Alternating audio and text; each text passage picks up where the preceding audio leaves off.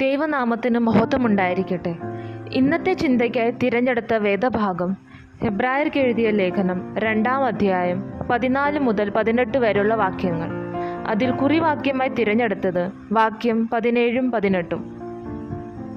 അതുകൊണ്ട് ജനത്തിൻ്റെ പാപങ്ങൾക്ക് പ്രായശ്ചിത്തം വരുത്തുവാൻ അവൻ കരുണയുള്ളവനും ദൈവകാര്യത്തിൽ വിശ്വസ്ത മഹാപുരോഹിതനും ആകേണ്ടതിന് സകലത്തിലും തൻ്റെ സഹോദരന്മാരോടും സദൃശ്യനായി തീരുവാൻ ആവശ്യമായിരുന്നു.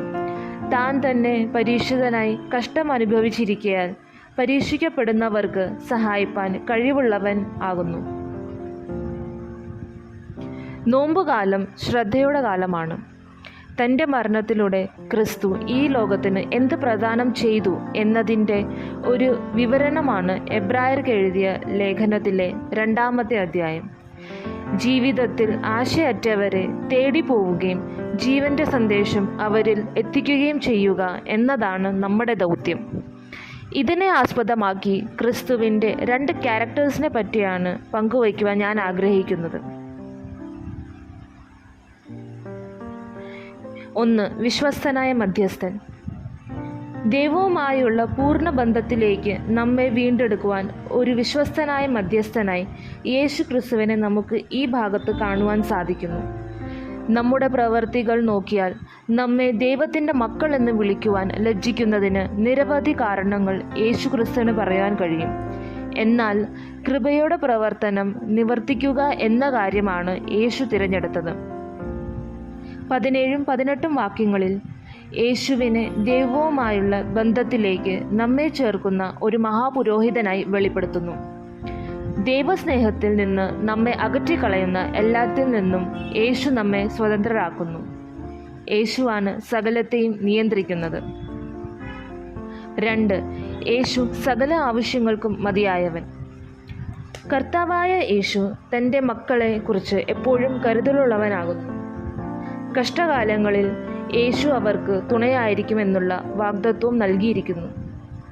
ഏതൊരു മനുഷ്യനും നേരിടുന്നതിലും ഭയങ്കരമായ പരീക്ഷണങ്ങളെ വിജയപൂർവ്വം നേരിട്ട യേശുവിന് വിശ്വാസികളുടെ ഹൃദയങ്ങൾ മനസ്സിലാക്കുന്നതിനും അവർക്ക് ആവശ്യമായ ദൈവകൃപ നൽകുന്നതിനും കഴിവുണ്ട്.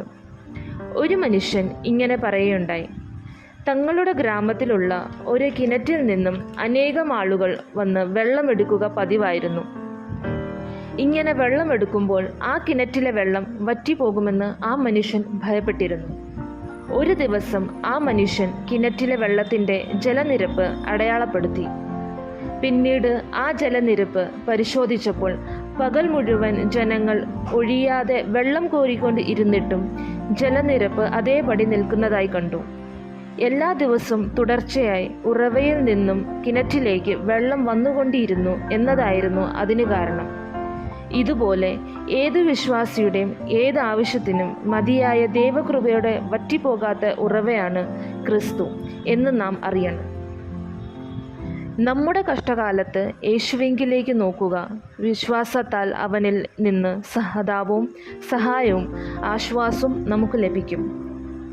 യേശു നമുക്ക് സകലത്തിലും മതിയായവനാണ്. ക്രിസ്തു ഒരിക്കലും പരീക്ഷണങ്ങളിൽ നിന്നും നമ്മെ ഒഴിവാക്കുന്നില്ല. എന്നാൽ ആ പരീക്ഷകളിലൂടെ കടന്നു പോകുന്നതിന് അവൻ നമ്മെ സഹായിക്കുക തന്നെ ചെയ്യും. സമൂഹത്തിലെ ക്ഷീണിതരെ തേടി പോവുകയും അവർക്ക് സ്നേഹം പകർന്നു കൊടുക്കുകയും ചെയ്യണം. നൊമ്പരപ്പെടുന്നവരോട് പങ്കുചേരുവാനാണ് ഈ നോമ്പുകാലം നമ്മെ ആഹ്വാനം ചെയ്യുന്നത്. ഈ വചനങ്ങളാൽ ദൈവം നമ്മെ സഹായിക്കുമാറാകട്ടെ.